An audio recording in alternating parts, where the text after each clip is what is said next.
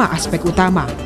Di antaranya, aspek sosial dan budaya, yakni sebesar 95,1%, lalu stabilitas politik 70,8%, sementara kinerja ekonomi makro di angka 67,4%. Tim Liputan Kompas TV. Lalu saudara, apa saja indikator capaian kepuasan dari survei yang menyebut kepuasan kinerja Prabowo mencapai 81,2%? Kami akan bahas bersama Wakil Ketua Umum Partai Golkar, sudah ada Bang Ahmad Doli Kurnia, bersama analis politik BRIN, Mas Firman Nur. Selamat petang, Bang Doli, Mas Firman, terima kasih sudah menyediakan waktu untuk kami di Kompas Petang. Selamat petang. Saya akan langsung ke Mas Firman. Mas Firman, kalau dilihat di sini ada disebutkan kepuasan publik 81,2%. Di satu sisi juga disebut bahwa politik saat ini berlangsung solid. Apa yang bisa Anda baca di sini? Ya, tentu saja dari prosesi pemilihan umum kemarin dan juga Pilpres menunjukkan bahwa memang soliditas sudah terasakan bahkan pada saat Pilpres ya, bagaimana dari jumlah partai pendukung dan juga hasil yang diperoleh itu menunjukkan satu potensi akan adanya pemerintahan yang solid. Apalagi kemudian belakangan beberapa partai juga bergabung dalam pemerintahan Pak Prabowo kali ini. Sehingga memang sudah demikian atau sulit terbantahkan bahwa soliditas itu terjaga begitu. Hanya saja, dan ini memang sangat penting, setiap pemerintahan di muka bumi ini sangat mengharapkan terjadinya stabilitas politik dan juga keamanan, karena hanya dengan demikianlah pembangunan dapat berjalan dengan baik, termasuk juga pembangunan demokrasi. Nah, dalam soal pembangunan demokrasi, saya kira pemerintahan Prabowo saat ini memiliki modal yang sangat besar untuk melakukan akselerasi pembenahan demokrasi yang sebagian besar kita ketahui dalam 10 tahun terakhir ini relatif terbengkalai. Jadi saya kira ini momen yang tepat untuk melakukan pembenahan dari sisi politik, khususnya pembenahan dalam konteks demokrasi begitu. Oke. Dan dengan modal ini saya kira akselerasi pembenahan demokrasi ini terbuka peluang untuk menjadi lebih cepat begitu ya. Dan saya mengharapkan bahwa ini bisa dimulai dari bantuan pemerintah terhadap penguatan institusi-institusi demokrasi, khususnya partai politik begitu ya. Dan juga saya kira harus hati-hati akan adanya revitalisasi KKN termasuk nepotisme di dalamnya, yang saya kira diam-diam sudah mulai menggejala, oleh karena itu patut menjadi perhatian pemerintah. Oke, sebelum kita ke sana, Mas Firman, saya ke Bang Doli dulu. Bang Doli, kalau dibilang stabilitas politik cukup solid, ini juga akan seperti yang tadi dikatakan Mas Firman, bisa jadi ada indikasi terbenturnya perkembangan demokrasi. Kalau dari elit politik sendiri, bagaimana di dalamnya? Apakah narasi untuk memberikan kritik, untuk memberikan masukan masih terbuka ruang? Ya, tentu pertama kami menjadi bagian koalisi dalam pemerintahan ya, dan kemudian juga bagian dari kabinet Pak Prabowo dan Pak Gibran ini bersyukur dan merasa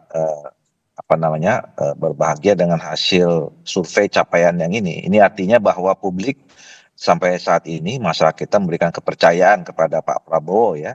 Walaupun mungkin tadi kalau kita breakdown ada beberapa aspek yang tentu menjadi PR kita ke depan.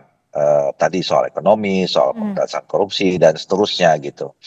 Nah, itu yang pertama. Yang kedua, memang seharusnya ini nanti akan menjadi tantangan tersendiri juga ya, buat kami di koalisi dan juga dengan pemerintahan, bagaimana mempertahankan ini ya, mempertahankan dukungan publik ini yang harus dikonversi dengan tugas-tugas yang lebih nyata, yang lebih konkret untuk dalam program-program yang bisa dirasakan langsung oleh masyarakat kita. Nah, terkait tadi soal proses demokrasi ya, saya kira kan kita ini memang tidak dikenal ya ada kekuatan oposisi dan segala macam seperti itu. Yang ada adalah di dalam pemerintahan ataupun di luar pemerintahan, yang menurut saya dimanapun posisinya itu sama mulianya gitu. Yang penting adalah untuk kepentingan bangsa negara. Nah, dan dalam kaitan itu selama ini proses yang selama ini berlangsung, tadi katakanlah misalnya ada soliditas kekuatan politik di parlemen, misalnya dengan beberapa partai-partai politik ya, itu kan adalah bagian untuk menjaga stabilitas supaya program-program yang memang sudah dicanangkan itu bisa berjalan dengan maksimal gitu. Nah, soal dinamika di dalam, saya kira selama ini berjalan sebagaimana mestinya ya. Katakanlah misalnya saya di DPR gitu. Dalam memutuskan sesuatu, saya kira kita semua juga punya pandangan masing-masing ya. Terjadi juga dinamika, terjadi juga perdebatan gitu. Tetapi begitu kita masukkan bahwa tujuan utamanya adalah kepentingan rakyat dan negara, ya, maka kemudian pendapat-pendapat itu kita satukan mana yang paling terbaik buat kepentingan bangsa, negara, dan rakyat Indonesia. Oke, Mas Firman, kalau dilihat pula bahwa politik saat ini dianggap sangat solid, dianggap sangat baik seperti itu. Lalu bagaimana dengan iklim demokrasi nantinya dan bagaimana juga dengan sistem check and balancing? Iya, tentu saja yang kita harapkan tidak hanya sekedar solid, karena soliditas yang tidak mengarah pada demokrasi itu juga tidak sejalan dengan semangat pembangunan bangsa kita ya, yang memang mengenal asas kedaulatan rakyat begitu. Jadi jangan sampai stabilitas itu berujung pada kontraproduktif terhadap pembangunan demokrasi. Stabilitas ini harus kemudian justru memperkuat adanya checks and balances, di mana ini merupakan jadi salah satu syarat sebetulnya agar pemerintahan itu menjadi lebih efektif. Karena dengan adanya checks balances ada kontrol yang sangat baik, sehingga berbagai macam kelemahan yang masih ada itu bisa terkontrol begitu. Dan saya kira juga dengan adanya pembangunan demokrasi yang tepat, maka pembangunan yang selama ini dikedepankan itu akan menjadi lebih aspiratif demi kepentingan bersama, dan juga tidak hanya menjadi kepentingan segelintir orang. Jadi ujungnya juga adalah satu bentuk pemerintahan yang berkeadilan. Saya kira kita ujungnya ke sana, kedaulatan rakyat dan keadilan bagi semua orang. Nah, oleh karena itu saya kira checks and balances ini tidak boleh dilupakan ketika kita bicara mengenai stabilitas atau soliditas pemerintahan. Di sini pemerintahan harus berkenan untuk sharing di dalam hal bahwa menyadari bahwa ini kita perlu kerja secara bersama-sama dan perlu tetap mendapatkan masukan yang bermakna, yang meaningful dari setiap orang. Dan di sini artinya kita membutuhkan dan selalu tetap membutuhkan adanya partisipasi yang meaningful atau meaningful participation. Artinya tidak hanya sekedar berpartisipasi, tapi partisipasi yang memang penuh dengan isi makna kebebasan yang sangat ekspresif demi kepentingan bersama, demi nantinya pembangunan ini menjadi milik bersama juga. Oleh karena itu perlu disiapkan juga pemerintah saya kira ke depan perangkat-perangkat agar meaningful participation yang akan mengarah pada checks and balances yang efektif itu bisa terjadi begitu. Ya misalnya seperti yang saya katakan, pembangunan institusi-institusi demokrasi. Tapi gini, Mas Firman, begitu. Mas Firman, tapi begini, kalau memang politiknya sekuat itu, sesolid itu, nanti bagaimana dengan posisi rakyat? Suara rakyat akan di mana? Justru rakyat masih tetap harus diberdayakan, karena seperti yang Huntington bilang, kalau sebuah kenyamanan berpolitik itu dibiarkan, biasanya power tends to corrupt ya. Seperti yang juga dikatakan Lord Acton.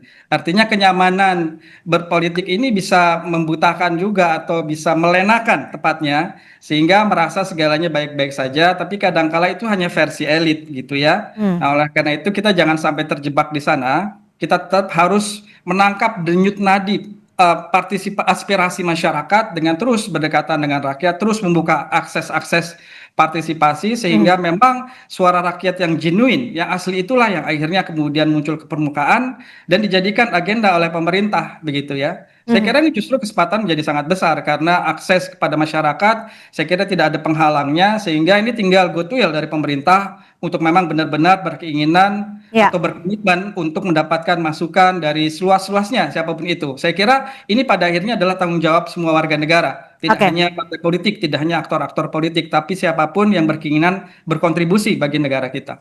Oke, Bang Doli, lalu jika memang politik seadem ayem ini semuanya dirangkul dalam posisi yang solid, lalu bagaimana dengan akuntabilitas dalam sistem politik bagi elit politik khususnya? Iya, negara kita sudah memilih ya sistem pemerintahan, sistem politiknya adalah sistem yang demokrasi ya. Nah, tentu saya kira dalam sistem demokrasi kedaulatan rakyat itu yang dijunjung tinggi. Jadi semuanya itu berdasarkan kepentingan rakyat yang utama. Nah, sama juga saya kira Pak Prabowo yang ada di pemerintahan, kemudian kami yang di DPR itu eh, bekerja sesuai dengan mekanisme itu, ya. Nah, tadi kalau bicara tentang check and balances ya, sebetulnya kan di dalam sistem pemerintahan presidensial seperti ini, justru DPR itu juga bagian dari check and balances, Oke. ya. Partai-partai politik juga sebetulnya bisa menjadi tempat ya penyampai aspirasi dari masyarakat atau rakyat kita. Dan selama ini kan kita melihat bahwa tidak ada batasan-batasan ya ekspresi yang disampaikan oleh masyarakat atau rakyat kita. Jadi saya kira pemerintah kemudian DPR selalu memegang teguh prinsip itu. Nah, kalaupun kemudian pada perjalanannya ya ada hal-hal yang menurut masyarakat atau rakyat Indonesia kurang mereka terima, mereka juga tahu dan paham ya. Masa kita kan juga sudah semakin lama semakin merata tingkat kecerdasannya ya. Kemudian mereka tahu hak dan kewajibannya. Mereka juga bisa hadir datang ke partai politik, datang ke DPR. Dan DPR menjadi tempat yang terbuka. Artinya masih ada ruang terbuka untuk bisa berekspresi dan juga memberikan kritik. Terima kasih Bang Ahmad Doli Kurnia dan juga Mas Firman Nur sudah memberikan perspektif di Kompas Petang sore hari ini. Terima kasih, selamat sore.